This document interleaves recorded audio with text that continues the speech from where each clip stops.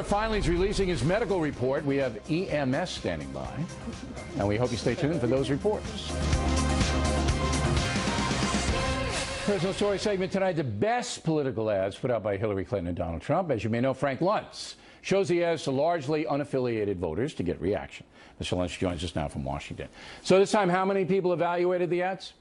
28 people from Cleveland, Ohio. We always go back to Ohio because it's one of the key states in this election cycle. Interesting, CNN had put out a new poll today, said Trump is up in Ohio 46-41.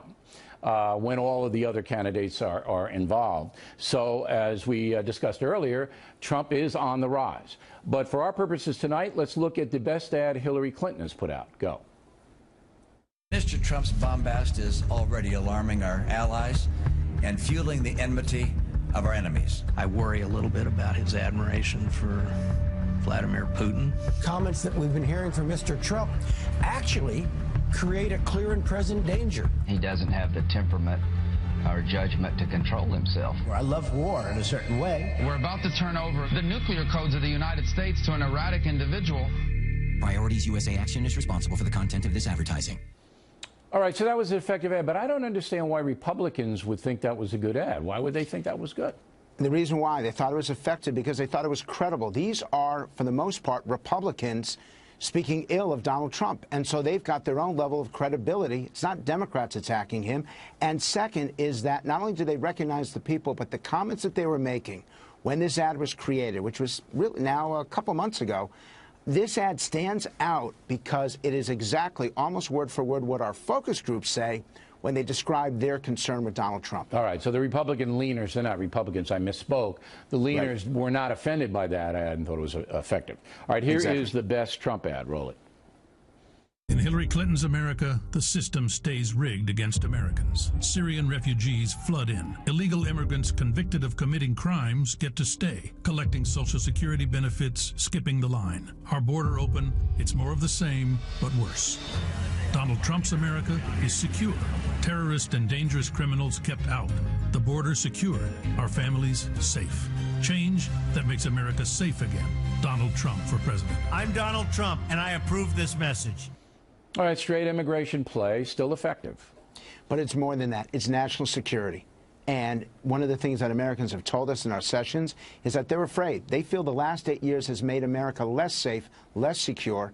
And this is the strongest point that Trump has made, because it's not only a criticism of Hillary Clinton, it's also in praise of what Trump says he's going to do and how he's going to do it. Right. So you've got the comparison, and that's what makes it so powerful. Now, Frank is a nimble kind of guy, and after the deplorables line by Hillary Clinton, the Trump people, also fairly nimble, got an ad out real quick. Roll it. Speaking to wealthy donors, Hillary Clinton called tens of millions of Americans deplorable. You could put half of Trump supporters into what I call the basket of deplorables.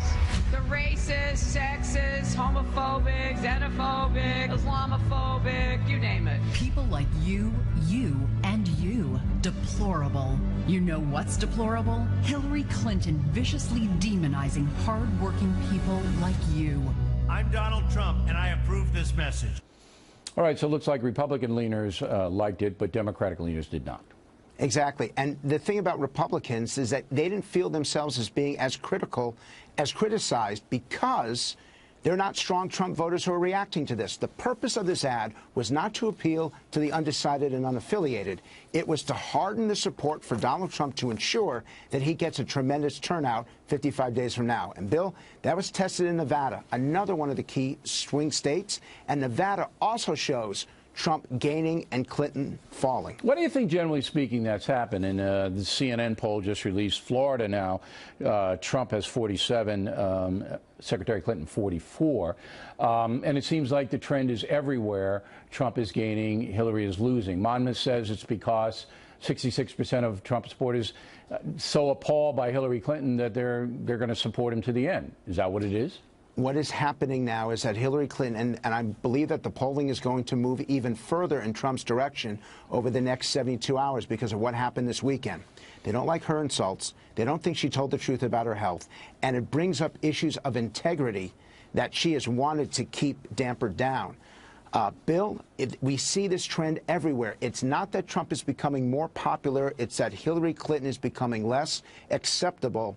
And if Donald Trump can continue his discipline and continue his focus on policy without the traditional insults, you're going to see him go ahead in states like Iowa. You're going to see him catch up in New Hampshire, and the state that I'm watching in particular, Pennsylvania. I am convinced that he's going to start to close the gap there as well. All right. And Trump has some New Hampshire speeches or rallies on the board. Hey, Frank, we appreciate it. Thank you. When we come right back, it'll be Miller time. We are demanding the D-man release his medical status. Miller is next. The #1 cable news show for 16 years and counting. Thanks for staying with us. I'm Bill O'Reilly in the Miller Time segment tonight. Let's get right to the sage of Southern California. He joins us from Santa Barbara. So, Miller, as you know, Hillary Clinton's medical condition is a big deal. She just released her forms today. I have them right here. She's okay, a little pneumonia. But now the folks are clamoring for your medical records, Miller. What kind of health are you in, man?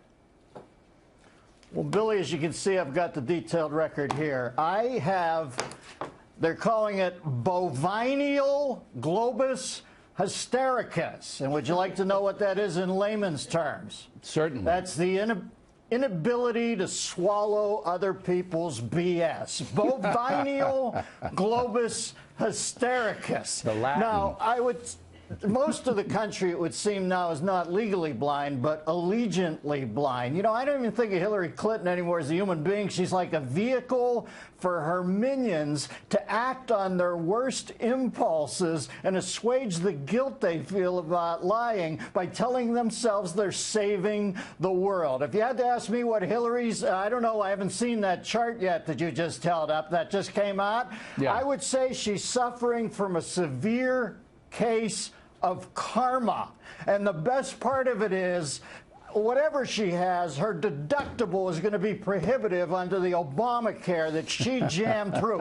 This woman coughs more than Bob Marley getting a hernia test on the summit of Mount Everest. They threw her into the back of that SUV like she was a sack of rock salt. Oh, excuse me, a sack of fertilizer. And, you know, she still has half the country are going to vote for her. It's a coup d'etat. She has the FBI in her bag. She has the IRS in her bag, the DOJ in her bag. She is the boss tweed of the alphabetized bureaucracy. I'm telling you, when Colin Powell speaks poorly of somebody, Colin Powell RSVPs in the affirmative to Democratic social events so much he has carpal tunnel syndrome. When he comes out against her, you know you got real problems. I think they should keep her in bed for the next 2 months. I think she plays better when she's out of sight. Yeah, I mean, she might win.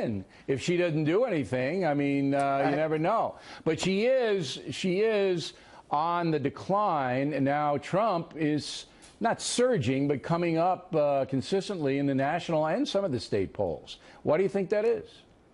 Well, Bill, you see how in the bag they are. They're now talking about Trump's health. How did this get to be Trump's health?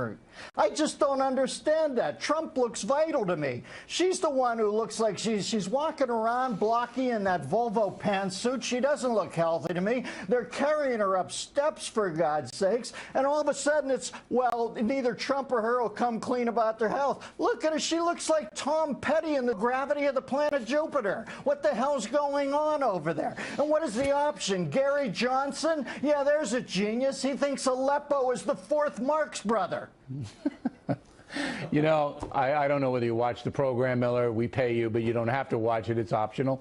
I admire Trump and Hillary Clinton for the stamina of just running around. I mean, you and I go on the road after 2 shows. Miller and I are in an oxygen chamber.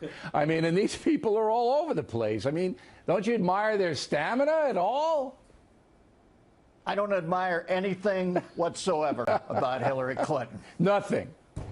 Nothing. No. I think it's time for her to get out. For God's sakes, they'd let that woman run herself into the grave chasing the presidency. At some point, don't you want to go home and spend a couple years relaxing, Hillary? I know you've been helping me now for 2.5 decades. For God knows, your corruption is like the grandfather clock of corruption, ticking in the background through much of my adult life. I'm releasing you. You don't have to help me anymore. Go home, relax, enjoy something. Yeah, she could just be with her private server and, you know, communicate listen, with everyone. That's the problem. Her private server's serving everybody else. Dennis Miller, everybody. Martha McCallum on deck. Did CBS News edit an interview with Bill Clinton to make Hillary look better? Martha, moments away.